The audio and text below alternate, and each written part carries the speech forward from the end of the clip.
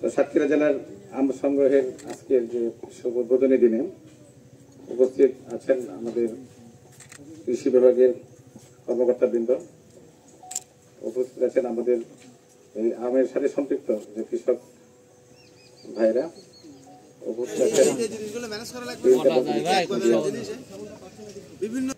উপস্থিত আছেন ইলেকট্রনিক এবং প্রিন্ট মিডিয়ার সম্মানিত সাংবাদিকবৃন্দ, আসসালামু আলাইকুম।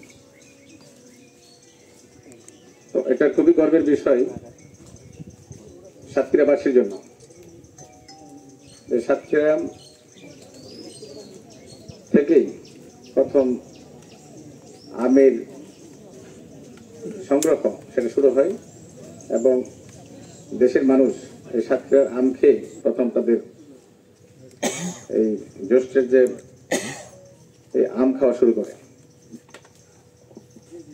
তো আমি নিজেও আসলে জানতাম না যে সাতক্ষীরা আমের জন্য এত বিখ্যাত। এখানে আসার পরে আমি জানতে পারলাম, আমার এখানে আসা হয়নি এর আগে, যে সাতক্ষীরায় এত আম হয় এবং প্রথম আমের ফলন সাতক্ষীরায় শুরু হয় এবং সাতক্ষীরার হিমসাগর আম বিদেশি রপ্তানি হয় এবং এর একটা অনন্য বৈশিষ্ট্য আছে।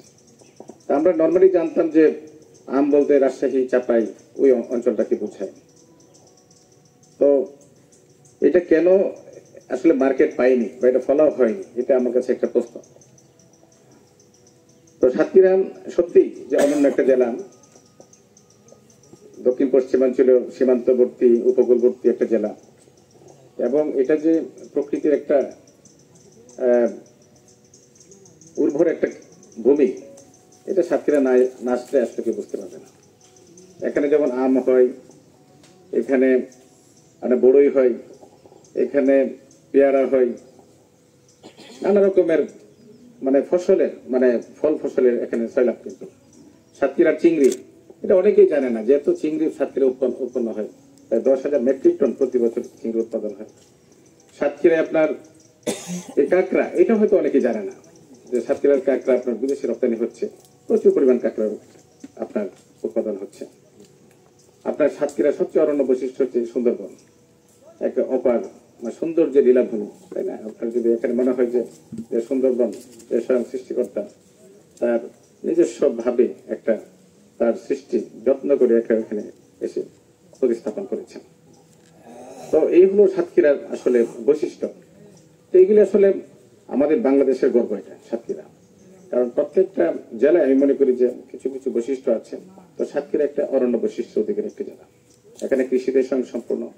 এবারে প্রচুর ধান হয়েছে, এবারে প্রচুর আম হয়েছে এবং প্রত্যেকটা ক্ষেত্রেই যে আমি শুনেছি যে এটা অনন্য অনেক বছরের চেয়ে এখানে ফল ফসলাদি আপনার ভরপুর হয়েছে। তো আমরা একটা ক্যালেন্ডার নির্ধারণ করেছি সাতক্ষীরার এই যে আম, কোন আমটা কখন ফলন হবে। আমি চাষি ভাইদের অনুরোধ করব যে তারা যেন এই ক্যালেন্ডারকে মেনে চলেন। প্রয়োজন আরেকটু সতর্ক হন, কারণ ব্যবসা আপনারা করবেন। আমরা যদি পরিপক্ক হয় তাহলে যেমন সমাদৃত হবে যারা ক্রেতার কাছে, বিশ্ববাজারে সমাদৃত হবে। কারণ একটা ব্যবসা কিন্তু শুধু ব্যক্তিগত পেশার বিষয় নয়।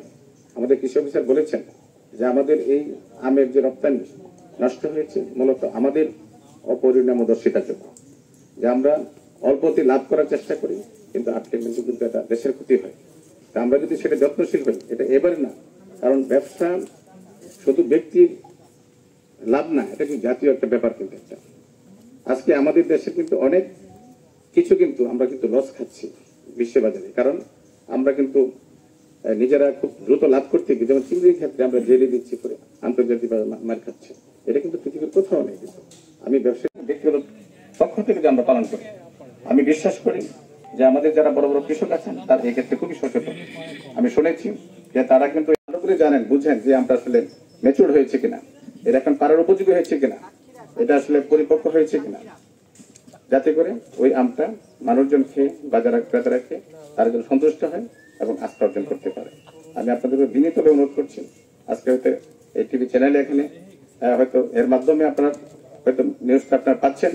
আমি দেশবাসীকে অনুরোধ করব যে আপনারা যে ক্যালেন্ডারটা দেখেন যে কোন আমের কখন মৌসুমটা হয় এবং সে অনুযায়ী বাজার থেকে আসলে আপনারা আমটা ক্রয় করেন, তাহলে আপনি নিজে যেমন প্রতারিত হবেন না তেমনভাবে যারা অতি মুনাফা লোভী আমাদের ব্যবসায়ী তারাও কিন্তু আপনাদেরকে জিম্মে করতে পারবে না।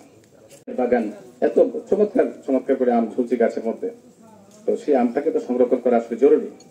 এখানে কোল্ড স্টোরেজ এটা অবশ্যই স্থাপন করা জরুরি, এবং এখানে কিন্তু কারণ আমটা যদি আমি 15 দিনে যদি উঠাতে হয়, এখানে তো বাজারটা তো আসলে 15 দিনে খুব বেশি সয়লাভ হয়ে যাবে, ফলে সত্যিকার দামটা সে পাবে না।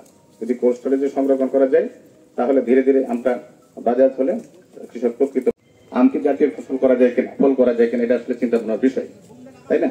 তো সেই আমকে আপনার যদি একটা আপনার যারা চাষি আছেন তাদের জন্য আসলে একটা ঋণের ব্যবস্থা, কৃষি ঋণের ব্যবস্থা আছে কিনা আমি জানি না, যদি না থাকে এটা অবশ্যই আমরা প্রস্তাব করব যেন কৃষকদেরকে আপনার সেই ঋণ দেওয়া হয়।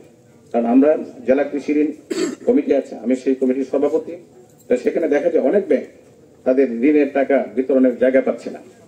আমরা যদি সেই আম চাষির মধ্যে সেই টাকাটা দিই তাহলে কিন্তু এটা চাষির উপকৃত হবে।